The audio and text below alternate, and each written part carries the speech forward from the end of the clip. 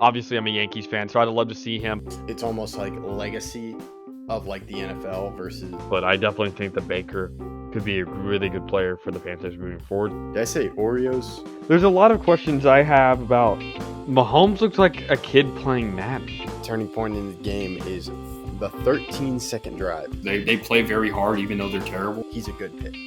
You for sure. He's going to be a good player. But I can't argue against the Jamar Chase pick. They made moves saying we're going to win this year, at least get into the playoffs. I'm going with my guy, Corey Seager. So glad. What's good, y'all? My name is Austin Drummond, and I play rugby for the University of Notre Dame. And you're listening to The Outsider's Opinion with Austin and Kevin. What's up, y'all? Welcome to our NFL Opinions of the Week. It has been a little bit. Of course, you have the NBA and NHL off seasons happening right now with free agency opening just a few days. But Austin, really surprising trade. I'm interested in what the Dolphins are doing.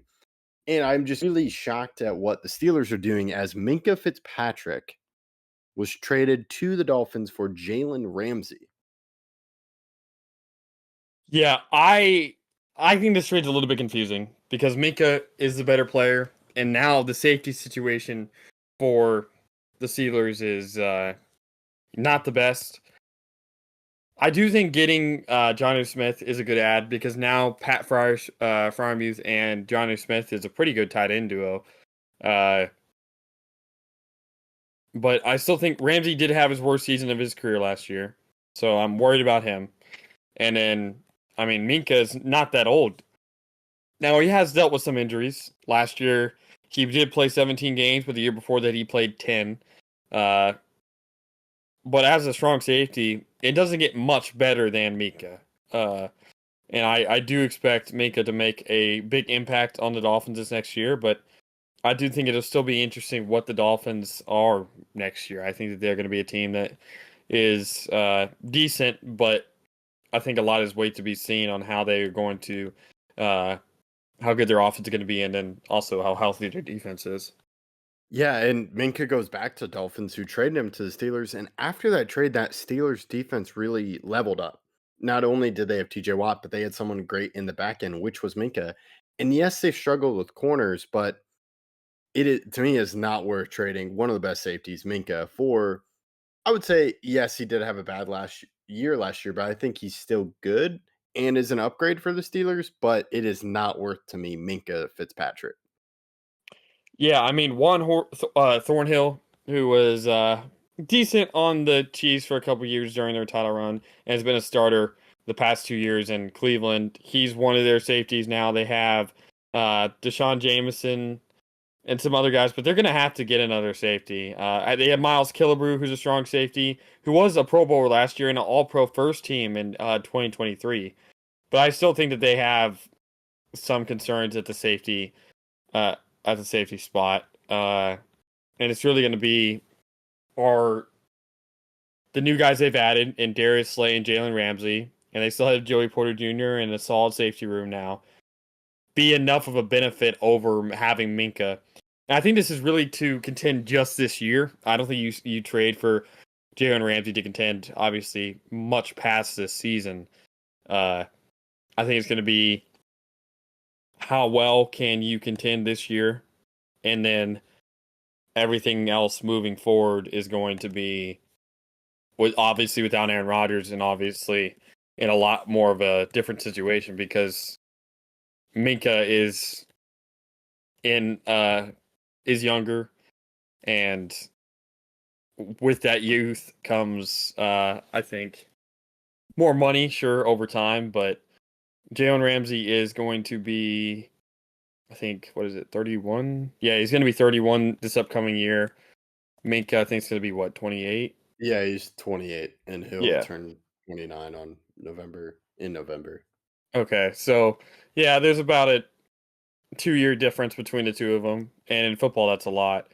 But I don't really like this move I like this move for the Dolphins, but losing Jonnu Smith does hurt. And I do think that's definitely a big part of this trade as well, because Jonnu did have a very good season last year, and with Arthur Smith the year before that, he was pretty good.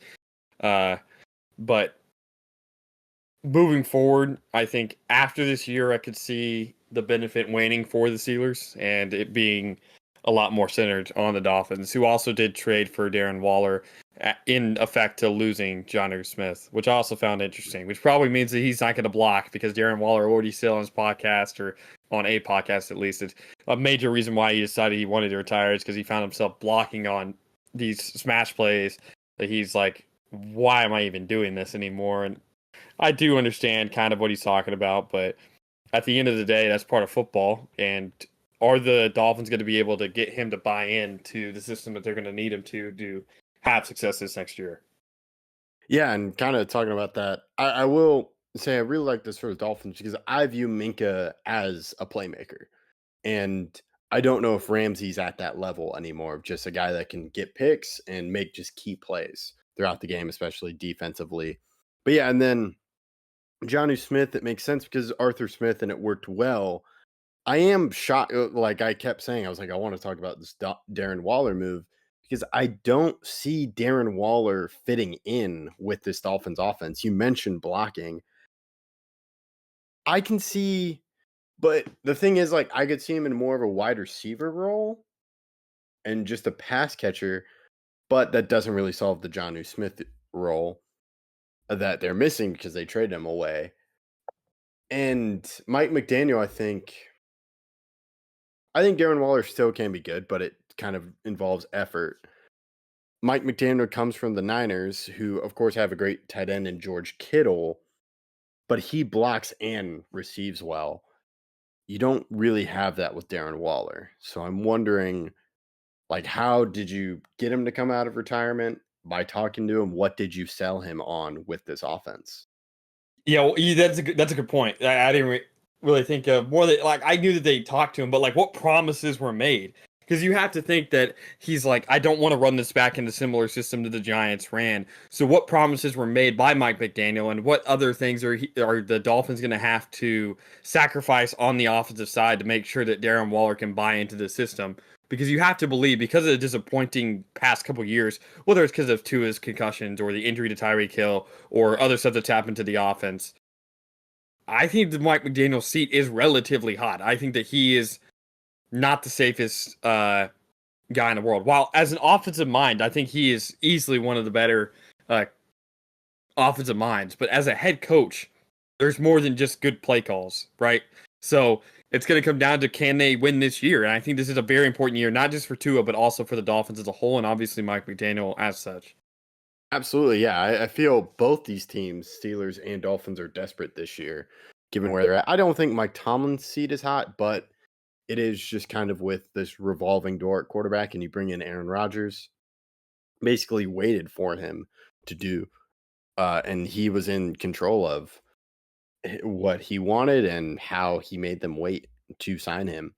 So, and then, yeah, with the Dolphins, I definitely agree. Mike McDaniel is a great offensive mind, but as you said, there are plenty of offensive minds that have not done well as head coaches. So that is a huge thing. And I can see Darren Waller being successful in a Travis Kelce role. However, to me, that just doesn't fit this offense because Kelce doesn't really block. Yeah. But I think the difference there with the Chiefs is that they have other guys committed to doing that, other tight ends and Noah Gray, or other guys that are committed to doing that. And also their system is just different. They're not as committed to the run. But when you have guys like Achane, like, you're going to have some blocking plays. But they're not obviously going to have as much, and you're right. They're going to have to build a system that's kind of similar to Travis Kelce, where he is a wide receiver type tight end. Yeah, and to me, that would really make an exciting passing offense, which would help to it because this is a big year for him. You have the options pass catching wise. You have Tyreek Hill, Jalen Waddle, and now Darren Waller. And now it's just, what do you do with running and blocking from a tight end that doesn't like blocking? Yeah, but we have seen an increase in those in the league, right? So it's not like that position is completely never seen before, but it does hurt when a guy's not committed to doing that, which I think we saw Kelce during the Super Bowl. He was struggling to even get some of his just delay blocks off before he went on a route. And I think that was part of the reason why the Chiefs lost. So you have to be bought into what you're doing. And if you're not, I do think it hurts the Dolphins. Yeah, and so really interested to see how this plays out. I like the idea of adding Minka, but now tight end, really interested to see what this offense is like, because maybe they just run and they don't have the tight end block. As you said, a lot of it, tight ends are not necessarily needed for blocking, but they are used in the McDaniel system, which comes from the Niners system. So we'll just have to see. But overall, unique and surprising trade at this moment. So trades.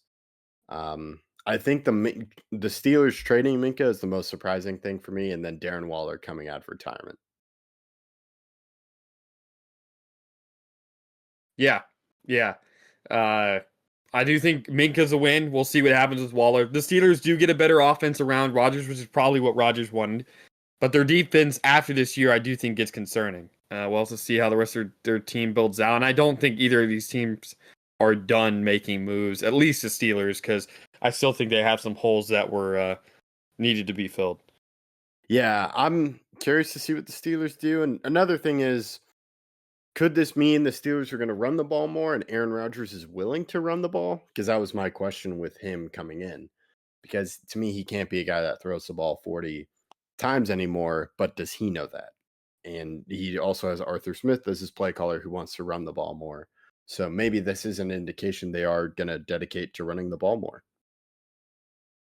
Yeah, we'll have to see. I think the preseason will be telling, because that'll be, I think, when we start to see some stuff implemented, but also who plays during the preseason. You'd have to think that he does play during the preseason, right? No, I don't think so. I feel like with this new face, I feel like you're gonna have to get some game in, at least one. Well, we'll see. I have my doubts with how all this is going to go out. I think we'll see it week 1 and just what it looks like when the games actually matter. So we'll keep an eye on that. Let us know your thoughts on the comments. We appreciate you listening to Outsiders Opinions.